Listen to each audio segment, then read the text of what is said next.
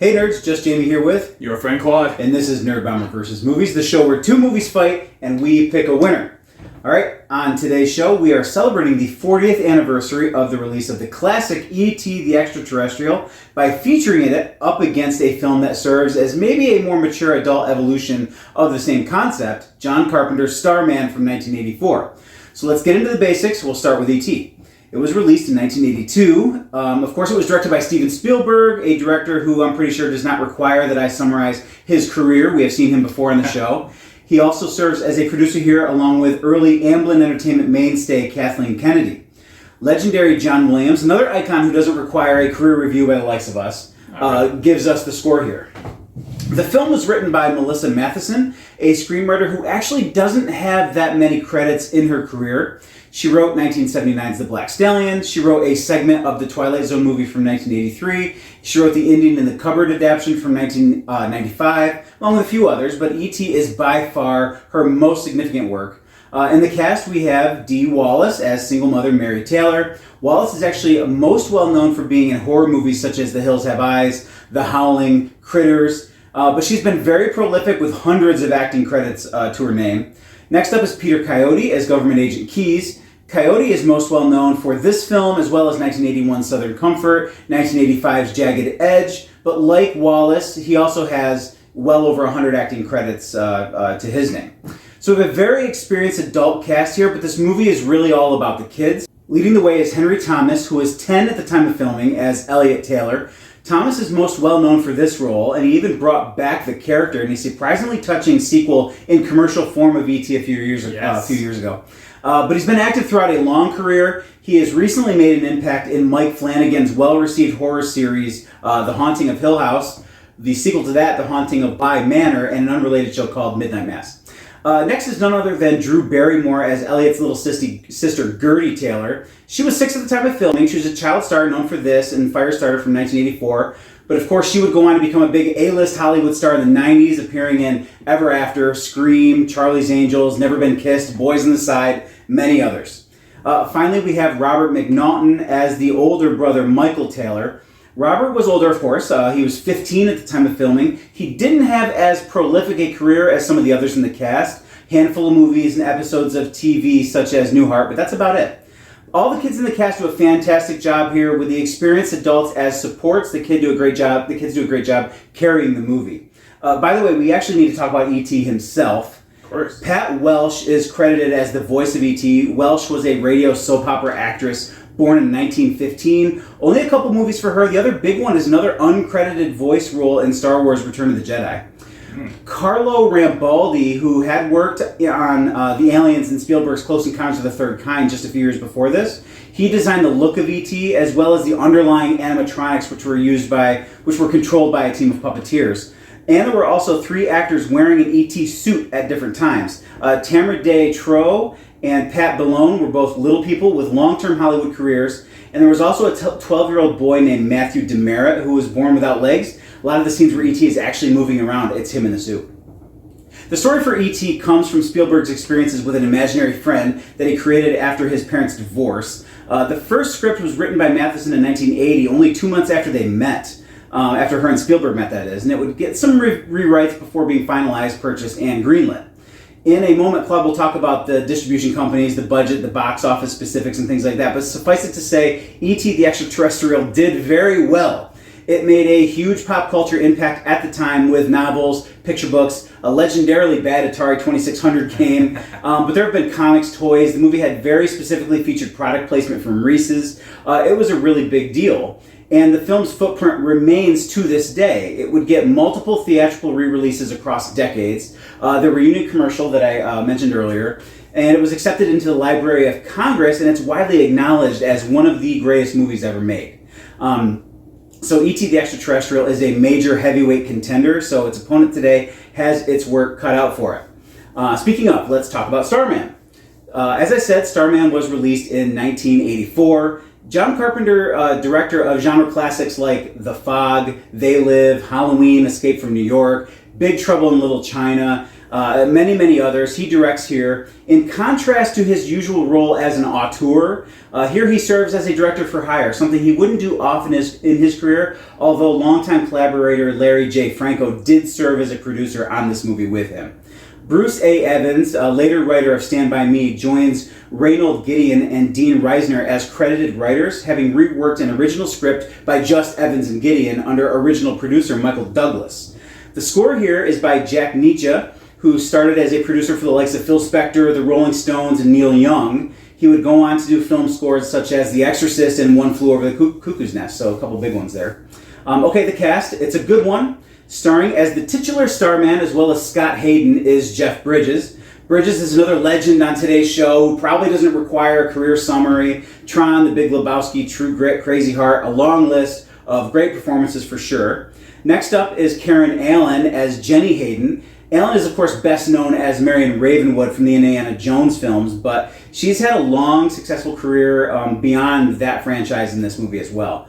Charles Martin Smith plays helpful SETI scientist Mark Sherman. Smith is a very recognizable character actor who has appeared in many films, including American Graffiti, The Untouchables, Deep Impact, others. You won't necessarily know his name, but you'll always know his face. Rounding out the main cast is Richard Jekyll as NSA director George Fox. Jekyll made movies from the 40s to the 90s, mostly military films and westerns.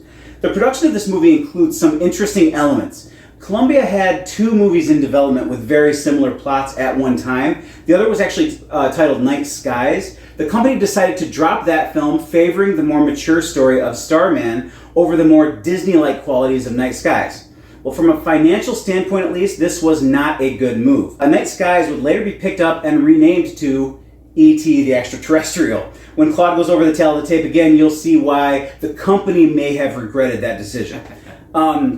The huge success of E.T. affected the production of Starman, as the production company made changes to the tone, requested changes to the script several times in order to balance the similarities with the differences of Starman and E.T. John Carpenter came on board after other directors, including Tony Scott from the last episode, Peter Hyams, and Adrian Lyne, John Braden were considered. Wanting to do something that contrasted to his usual exploitive genre projects, though, Carpenter actually favored a more relationship-driven film that focused on the cross-country trip and the growth of the relationship of the leads, while other directors like Scott favored a more stylized approach or a more hard science fiction approach like Hyams. Carpenter's approach contrasted it against E.T. in a way the studio appreciated, and the final script was written to facilitate this. That said, the film still does have a fair amount of visual effects accomplished under the leadership of special effects coordinator Roy Arbogast, who had won an Academy Award for his effects, also in Close Encounters of the Third Kind. So there's a lot of connection between both of these movies and Close Encounters that we have here today. All right, pop culture footprint for Starman, it's middling. The film wasn't very successful at the box office, despite getting good reviews. There was a novelization. There was one season of a TV series starring Robert Hayes that served as a continuation of the story, and that's really it. Ultimately, the movie was largely forgotten and overlooked for a long time. Though, as many things have in this era, it has developed a bit of a cult fandom, and there have been rumors of sequels and remakes in recent years. So I guess we can keep an eye out to see if any of that ever comes to fruition. Okay, that's it for the basics of E.T. the Extraterrestrial and Starman. Next up, Claude will have the big board. All right, I said we'd be back with the big board, and we keep our promises around here, so Claude, take it away. Here I am with tonight's Tale of the Tape for E.T. the Extraterrestrial and Starman the Extraterrestrial. And as we always do on the show, we go from top to bottom, so by default. Distributing studio, Universal Pictures for E.T. For some reason I couldn't come up with it without looking online, even though I have a souvenir mug from Universal Studios of E.T.'s head. What else would it be? Columbia Pictures for Starman. In terms of the ratings, exactly the same. These are both PG movies according to the MPAA.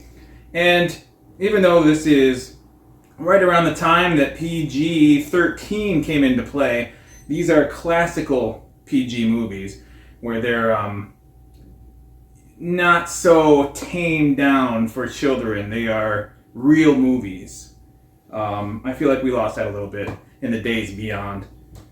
Running time, they're also basically exactly the same. 114 says Wikipedia for E.T. and 115 minutes for Starman.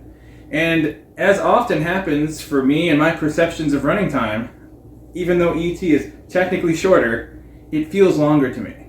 Go figure. Release dates, June 11th, 1982 for E.T., which is 2 days after my own release date into the world. December 14th, 1984 for Starman. So, different parts of the year, and perhaps that affected the way that the next category shook out. And those being the budgets. E.T. was made for a shockingly low price of $10.5 million. And Starman was made for a shockingly high price of $24 million. Look at E.T. and the nature of the effects and technical difficulties involved. It looks like it cost a lot more than $10.5 million to make. $24 million for Starman. I don't see it. However, on $10.5 million, E.T. was able to make $793 million. And that has to be an all-time record on this show for budget to profit ratio, and maybe even in movie history. On a $24 million budget, Starman managed to pull in $29 million. And that is with me rounding up. I think it was actually 28.7. Okay. So I was kind to it.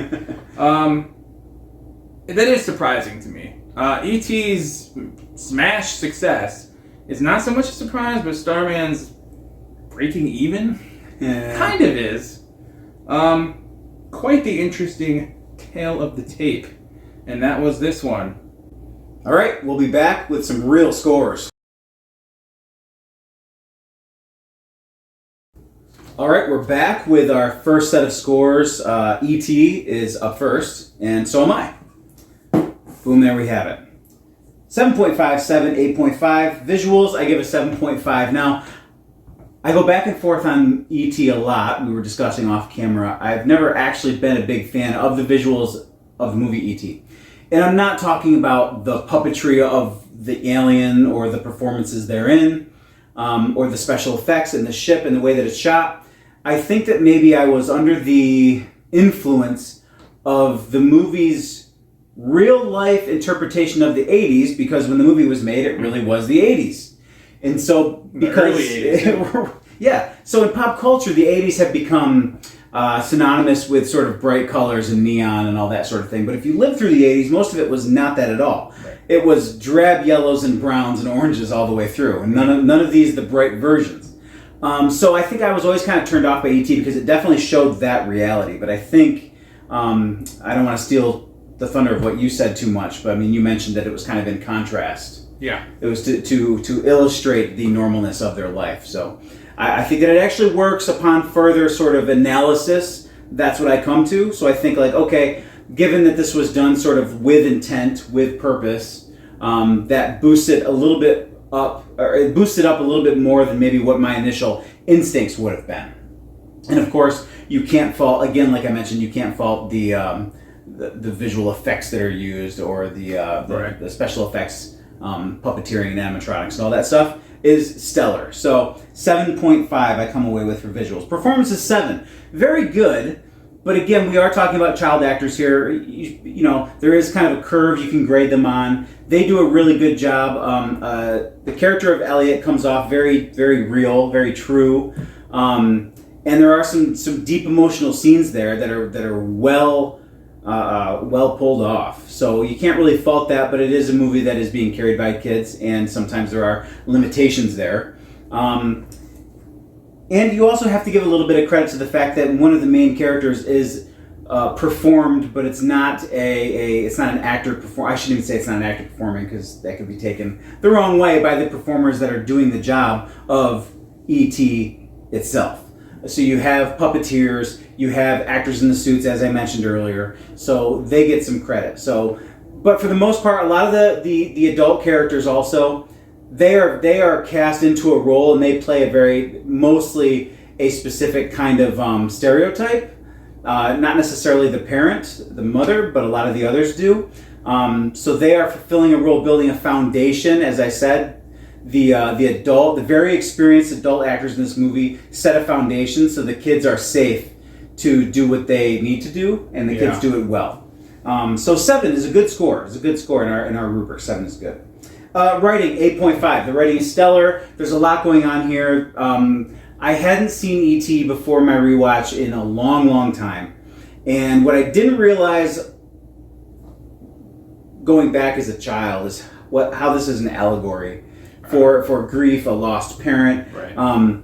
And the role of E.T. kind of stepping into that role, but not really fulfilling it because it was a burden unfairly placed by him, and the children coming to understand that. And so there's a lot of deep sort of allegorical things happening in terms of grief, loss, family relationships, etc. that I wasn't appreciating when I saw it as a kid, of course. Yeah, sure. So this is a movie that I don't, 8.5 for writing because it accomplishes all of that.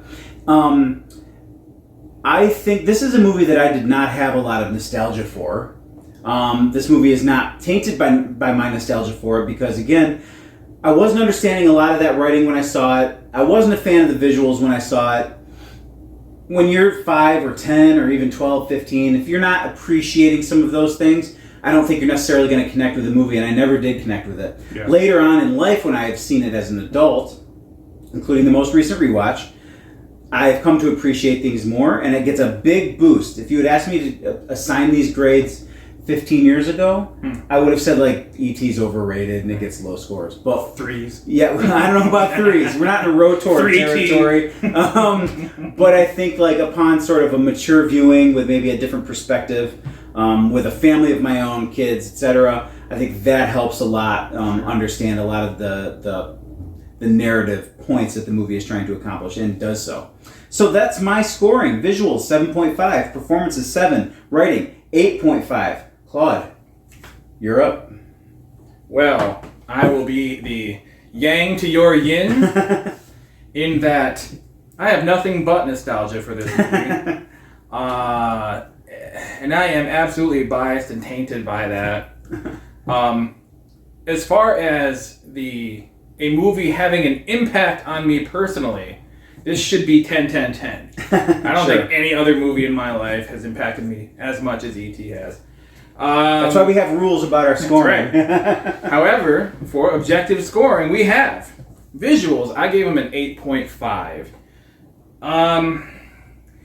Probably because it is one of these movies that is... The score is made up of the entire spectrum of categories under the visuals heading. So you have the look of the actual cinematography, you have the effects, but it's not just... even effects is a massive heading.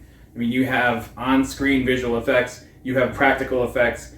Actually, recently, in conjunction with the 40th anniversary of E.T., there have been posts all over social media about it, and in terms of the visual effects, I was made aware that something that even all these years later, a lifetime of watching this movie, I didn't realize was the type of effect it was. There's a scene where E.T. is kind of walking through the hill, like overlooking the city, and you kind of just see him in silhouette. I think it's shortly after he's abandoned. And I just assume that's maybe the kid without the legs, kind of in the suit, wandering through, it looked like the hill overlooking wherever in California they shot it. No, it's a matte painting with a puppet. And that's how convincing it is. I don't know if I could watch it now, maybe I'll catch it, but sure. I was blown away to find that out. So on every level, E.T. is... of course you have the best in the business working on this. By that point in Spielberg's career, he was already pretty well established. So I give it an 8.5. It's, there are things that weren't in the movie that maybe could have been, and that's, again, I think part of its strength is it did what it needed to, as you'll see later in Spielberg's career. Over to the performances. 8, solid 8 for me. Because, again, E.T. himself is a collaboration of performances across several different people and technicians, and that alone is the way it comes together on screen is an achievement in itself. But then you have, a fairly young cast overall, and they're just all turning in performances well beyond their years. Clearly, they were cast for their ability to do so.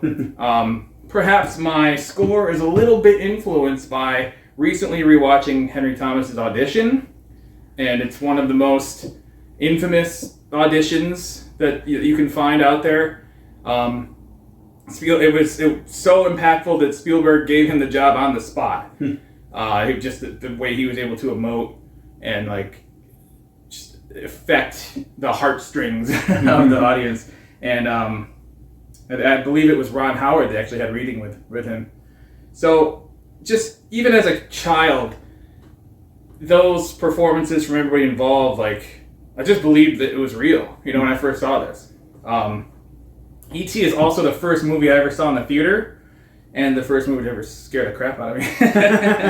So again, it had its impact.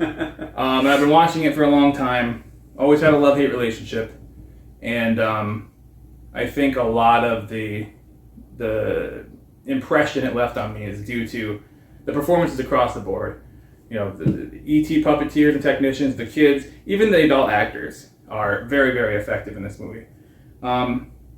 Writing is a 9 for me, one of the higher scores I've given out, because similar to a lot of things that you said, it's telling its story from several points of view, several layers, from the kid's perspective, from the adult's perspective, from the alien's perspective, and it's doing all of that seamlessly. And you have, again, a big piece of writing for me is memorable lines. And there's a bunch of them in this movie, but it's not in any kind of quippy, parodyable way. They're just moments that stick with you. I guess some of E.T.'s lines have become nearly self-parody, but again, it's because it's reached such cultural saturation that that's the only place left to go with it. Yeah. And I just have to give the quality of the story it's telling and the legacy it leaves a 9. So 8.5, 8, and 9 are my scores for E.T. All right. So that's one set of scores. When we come back, we'll have another. All right, we're back with a second set of scores, this time for Starman, and this time, Claude's up first. Here we go. My Starman scores are as follows. Visuals, a solid 7. It is partially due to John Carpenter's choice, as mentioned earlier in the show, to focus more on the relationship between the characters than any other aspect, anything too showy about alien technology or any kind of other more visually sci-fi element. Not to say that they're not there, but I think the key for this movie is tastefulness. And I think a solid 7 reflects that. What is here is pretty well pulled off. Some of it is limited by the period of time, the era that it comes out in, and I guess some of the methods that they chose to utilize in pulling off certain effects, particularly in the early, probably the first act, where Starman is becoming human, for lack of a better term. It's just kind of a little awkward. It's interesting. It's visually interesting, but some of the methods make it look a little unsettling. Things later in the movie, some of his abilities are very well conceived and executed, and as well as the alien ships, I think are pulled off very nicely. And visually, I think it's a good looking movie for its time. It is very real world, very modern day, but it's across several locations and settings, and I think it does that well. Solid 7. Performances go up to an 8, bordering on an 8. I toyed with an 8.5. Mainly on the strength of Jeff Bridges' portrayal of Starman / Scott Hayden. Obviously, he carries the movie. He's the title character, and the focus of the story. But you can't take anything away from Karen Allen. No. She turns in maybe the best performance of her career, if not, then among them, in terms of what's required of her for emotional weight. And even the supporting cast is very solid and very well done. But Jeff Bridges is just impressive in this role. And I would be interested to see, like, maybe an interview or something is out there with him as far as what went into, the way he approached doing this, because it's pretty fascinating. Yes. So solid 8 for performances. Writing 7. This isn't, anything super memorable with the basic story or the dialogue or any of its impact on pop culture, but it is more than solid. It's competent and beyond. It's a very engaging story, and there's a lot going on in it. Even though it's fairly linear in its presentation, there's a lot of subtlety. There's a lot of emotional subtext. There's a lot of weight to what appears on the screen, and I think that keeps you interested, and I think it leaves you with something when it's over. Again, I like movies overall that tend to show as opposed to tell, and that are not just trying to bombard you with, chaotic editing and images and scene changes and what have you. And I think this fits that bill nicely. 7, 8, and 7 for Starman. All right, so my scores for Starman are as follows. Visuals, we'll start off with that 7.5, a little higher than you. You're right, they don't overdo the big-time special effects, the spaceships, the alien powers, things like that. I think it is kind of a less is more approach, and it works. Yeah. The focus of the movie, in contrast to what John Carpenter usually does, which is to be stylized to kind of show you maybe not the most extreme, but a very sort of busy and involved vision of what it is he's doing in this movie, he pulls back. Obviously, that was very purposeful. He said as much. It was one of his reasons for doing this movie and doing this movie the way that he did it. Right. It comes off on screen. When the effects are used, they are very competent, if not straight up well done, in simple ways. When he uses his powers, sometimes it's just a little glow. It's just a little off-frame lighting. That's often all you need for things like that, and I think in this movie it's well done. Also, like you said, the way that it's shot, the way that they present these different sort of places that they're going as they move across the country. There's vignettes. It all fits. It all looks very nice. It's all shot well. John Carpenter is good at what he does, even when what he's doing is different than the norm. Yeah. So yes, a high score, 7.5. Performances, a very high score, 8. Like you, I toyed with 8.5 for the performances from both Bridges and Karen Allen. I think they're both doing some heavy lifting here, and it's not easy material in a sense that Jeff Bridges is playing this out-of-body character. He is definitely balancing these concepts of an alien and a human body that both has vast knowledge and understanding, but also very little specific understanding of the environment that he's in. Yeah. And he's experiencing sensory input from a biological form that he's not used to, and I think he's doing that with aplomb. He's really pulling off something that was unique. Yeah, playing an alien and a human, having separate experiences together. Yes. It's very unique, and he doesn't play it. And by the way, it would be very easy for him to be almost childlike, and he's not that either. Again, there's wisdom to his character, just maybe not know-how. Maybe would be the way to put it. Because it would have been very easy just to have him wandering through the world like this, and he doesn't do that. There is, I don't want to say there's darkness to his character, but there is seriousness behind the eyes. Even in those moments where maybe a little bit silly things are happening because he's never eaten Dutch apple pie before, and it's very good. Right. And so there's a silly moment there, but he doesn't drift too far into sort of cartoonishness, which wouldn't have been hard to do.